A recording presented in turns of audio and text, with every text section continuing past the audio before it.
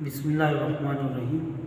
Students, आज हम एक नए टॉपिक पढ़ेंगे एवोल्यूशन से हार्डी-विनबर्ग थ्योरम। हार्डी-विनबर्ग थ्योरम या हार्डी-विनबर्ग इक्वेशन ये 1908 में एक इंग्लिश मैथमेटिशियन था Hardy-Weinberg and German physician Hardy and German physician था विनबर्ग। इन दोनों ने इस थ्योरम को या इसी इक्वेशन को प्रेजेंट किया था। ये लोग अपनी इक्वेशन में ये कहते हैं कि हमारे पास जो एलेनिक फ्रीक्वेंसीज होती है वो हमेशा क्या रहती है, कांस्टेंट रहती है जनरेशन टू जनरेशन एक पॉपुलेशन में, चाहे वो सेक्सुअल रिप्रोडक्शन हो या एसेक्सुअल रिप्रोडक्शन हो। एसेक्सुअल में तो फिर भी ये कांस्टेंट रहती है, लेकिन सेक्सुअल रिप्रोडक्शन में ये कांस्टेंट नहीं रहती। लेकिन ये लोग अपनी इक्वेशन में ये कहते हैं कि जो अगर सेक्सुअली रिप्रोड्यूसिंग ऑर्गेनिज्म है तो उसकी जो एलेनिक फ्रीक्वेंसी है वो क्या होगी, जनरेशन टू जनरेशन वो कांस्टेंट रहेगी। लेकिन उन्होंने इसी के लिए क्या दिए हैं, अगर ये कंडीशन इनमें एब्सेंट हो, मतलब ये कि ऐसे ऑर्गेनिज्म में म्यूटेशन नहीं होगी। दूसरी ये कि नेचुरल सिलेक्शन का कोई फिनोमेना जो है यहाँ पर नहीं होगा। इनफाइनाइट लार्ज पॉपुलेशन, मतलब ये कि पॉपुलेशन साइज बहुत ज़्यादा होगा। इसी के साथ साथ all members of population are breeds, जितने भी मेंबर्स होंगे वो ब्रीडर्स होंगे, मतलब ये कि उनके बच्चे पैदा होंगे। All mating is totally random, मतलब ये कि जो मैटिंग का प्रोसेस है वो हस्बैंड एंड वाइफ वाला नहीं होगा, मतलब ये कि हर एक इंडिविजुअल दूसरे इंडिविजुअल के साथ फ्रीली इंटरब्रीड कर सकता है। और जितना उसी इंटरब्रीडिंग या मैटिंग प्रोसेस के ज़रिए से जितने भी ऑफस्प्रिंग पैदा होंगे उनकी नंबरिंग जो है वो सेम होगी। फॉर एग्जांपल एक जोड़े की 5 बच्चे पैदा होंगे तो पॉपुलेशन में जितने भी बच्चे पैदा होंगे वो 5 ही पैदा होंगे। अगर 10 पैदा होते हैं तो सारे पॉपुलेशन में जो ऑफस्प्रिंग की नंबर है वो 5 होगी। इसी तरीके से माइग्रेशन इन ऑर्गेनिज्म इस पॉपुलेशन में नहीं होगा, मत ये पॉपुलेशन ना ही ये इमिग्रेशन होगा, ना ही इमिग्रेशन होगा और ना इमिग्रेशन, मतलब ये कि ये दोनों किस्म की माइग्रेशन जो है यहाँ पर प्रोहिबिटेड रहेगी। ये थी हमारे पास उसके ये टर्म एंड कंडीशन। अगर ये टर्म एंड कंडीशन एब्सेंट है तो हमारे पास ये इसकी जो एलेनिक फ्रीक्वेंसी है ये जनरेशन टू जनरेशन कांस्टेंट रहेगी। लेकिन अगर इन्हीं 7 पॉइंट्स में ये एलेनिक फ्रीक्वेंसी क्या होती है, इनमें ये पॉइंट्स में एक भी कमी या ज़्यादा आती है तो इसी वजह से ये एलेनिक फ्रीक्वेंसी फिर कांस्टेंट नहीं रहेगी। फिर ये एप्लीकेबल किस में होगा, ये जो एप्लीकेबल ये पहला इसका ये है कि ये एप्लीकेबल होगा लार्ज साइज पॉपुलेशन में। लार्ज साइज पॉपुलेशन का साइज क्या होगा, बहुत ज़्यादा होगा।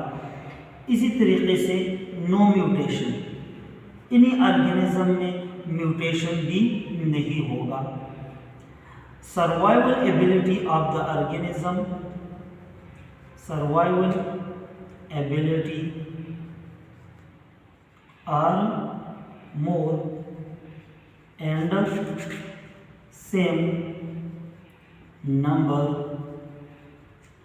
ऑफ ऑफस्प्रिंग प्रोड्यूस, इसमें सेम नंबर ऑफ ऑफस्प्रिंग जो है ये प्रोड्यूस होंगे। और इसी तरीके से यहाँ पर किसी किस्म की जो माइग्रेशन है वो भी नहीं होगी, और माइग्रेशन के साथ साथ जो मैटिंग प्रोसेस है वो भी रैंडमली होगा। तो ये इन्हीं चीज़ों पे ये एप्लीकेबल होगा। अगर फिर आ जाते हैं इसको प्रूव करने के लिए कि हमारे पास जो फर्स्ट इसके लिए मैंने एक एग्जांपल ली है कैट की, जो हमारे पास ब्लैक कैट है और वाइट कैट आ जाते हैं। अब ब्लैक कैट हमारे पास 84% है इसकी फिनोटाइप, और वाइट कैट की जो परसेंटेज के लिहाज से है वो 16 है। फिर मैंने इनके लिए जीनोटाइप भी लिख ली है।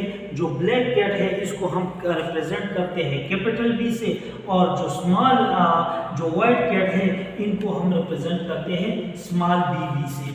और जो हेटेरोजाइगस कंडीशन है इनका वो हमारे पास कैपिटल बी स्मॉल बी आ जाता है। फिर इनमें से अगर मैं 100% ले लूँ तो फिर इनकी हमारे पास आ जाती है frequency of genotype in A population.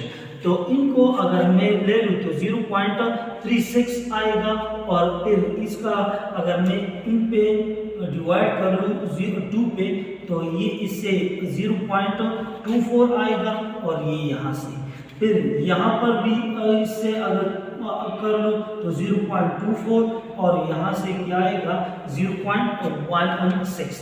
अब अगर फ्रीक्वेंसी ऑफ गैमीट, ये तो मैंने जीनोटाइप की लिख ली है, जीनोटाइप की वैल्यू मैंने लिखी। फ्रीक्वेंसी ऑफ गैमीट की फ्रीक्वेंसी अब किस तरीके से आएगी, तो अगर देखा जाए तो यहाँ पर कैपिटल बी ये तो हमारे पास 0.36 आ गया, यहाँ पर कैपिटल बी स्मॉल बी ये हमारे पास आ गया 0.24। इन दोनों को ऐड करने से हमारे पास जो आएगा 0.60 आएगा। इसी तरीके से यहाँ पर जो अगर 0.24 ऐड को मैंने डिवाइड किया हुआ है 2 पे, तो यहाँ पर 0.24 आएगा, और इसी के साथ में जो स्मॉल बी वाले हैं 0.16, अगर इनको मैं ऐड कर दूँ तो इससे आएगा हमारे पास 0.40 आएगा। अगर इन दोनों को फिर मैं एक ऐड कर लूँ तो इनसे आएगा हमारे पास 1। अब ये तो मैंने फर्स्ट जनरेशन की बात कर ली, तो हमारे पास जो फर्स्ट जनरेशन में जो वैल्यू आती है या 100% या =1, तो इस तरीके से आएगी। सेकंड जनरेशन में ये हमारे पास किस तरीके से आएगा, वही वैल्यू है।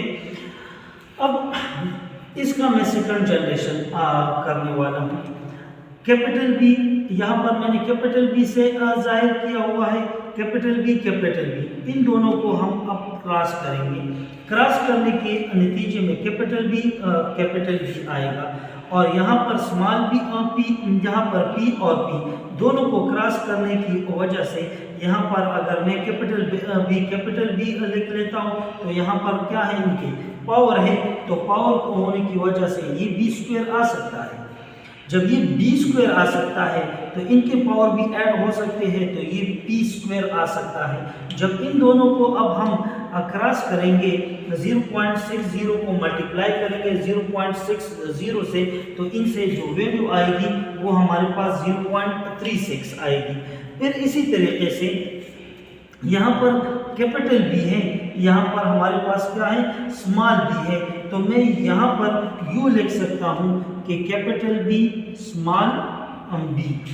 अब अगर मैं ये लिख सकता हूँ तो मैं कैपिटल बी की जगह क्या लिख सकता हूँ, पी लिख सकता हूँ, और स्मॉल बी की जगह मैं क्या लिख सकता हूँ, क्यू लिख सकता हूँ। दोनों को 0.60 को मल्टीप्लाई कर लें 0.40 से, तो इससे जो वैल्यू आएगी वो हमारे पास क्या आएगी, 0.24 आएगी। ये तो फिर इसी तरीके से अब इन दोनों की बारी आ गई। इन दोनों की जब बारी आती है तो कैपिटल बी स्मॉल बी ये यहाँ से आ गया, और क्रॉस करने के नतीजे में यहाँ पर दोनों को 0.40 को जब 0.60 से मल्टीप्लाई कर लेते हैं तो यहाँ पर जो वैल्यू आएगी वो हमारे पास 0.24 आएगी। इसी तरीके से यहाँ पर भी स्मॉल बी है और यहाँ पर भी स्मॉल बी है, दोनों के दोनों हमारे पास क्या आएंगे, स्मॉल बी आएंगे। और जब स्मॉल बी आते हैं तो यहाँ पर क्यू यहाँ पर भी है, क्यू यहाँ पर भी है, तो इसकी जगह मैं क्यू² लिख सकता हूँ। तो यहाँ पर जो वैल्यू आएगी वो हमारे पास क्या आएगी, 0.16। अब अगर आप लोग देख ले अगर हम इनको एक इक्वेशन में ड्रा कर लें तो हमारे पास जो फार्मूला है वो आज एक्चुअल में हमारे पास मैथ्स का एक फार्मूला है a plus B whole square, ये बराबर है हमारे पास a square plus B square plus 2ab की बराबर है। तो अगर इसी फार्मूले को मैं इस पे अप्लाई कर लूँ तो p plus q whole square is equal to p square plus q square plus 2ab is equal to 1। ये 1 का किस तरीके से बराबर है, अब देखिए यहाँ पर मैं इनके अंदर वैल्यू को पुट कर लेता हूँ। तो 1/q मैं 1/q के फॉर्म में भी इसको लिख सकता हूँ। इसका मतलब ये है कि ये इक्वेशन भी इसी से हम हासिल कर सकते हैं। फिर अगर इसी इक्वेशन की तरफ हम देख लें तो हमारे पास जो p square plus 2 plus q square plus 2pq is equal to 1। अब अगर देखा जाए तो फिर भी ये 1% चेंजेस जो है ये ऑर्गेनिज्म में आ सकता है। अगर आप लोग देख लें, अगर हम ये सारी कंडीशन जो 7 कंडीशंस हैं हार्डी-वेनबर्ग थ्योरम की, अगर ये भी हम अप्लाई कर ले एक ऑर्गेनिज्म पे या एक पॉपुलेशन पे तो फिर भी उसी ऑर्गेनिज्म में क्या आएगी, 1% चेंज जो है वो आएगा और यही 1% चेंज वो लेकर जाएगा थ्रू द एवोल्यूशनरी प्रोसेस। और हार्डी-वेनबर्ग थ्योरम यही कहता है अपनी थ्योरम में कि अगर ऑर्गेनिज्म में ये सारी 7 पॉइंट्स जो है एब्सेंट भी होंगे तब भी इनमें क्या आएगा, चेंज आएगा, चाहे वो 1% हो या 100% हो, लेकिन एवोल्यूशनरी प्रोसेस के जरिए से उस ऑर्गेनिज्म में चेंज आएगा। Thank you.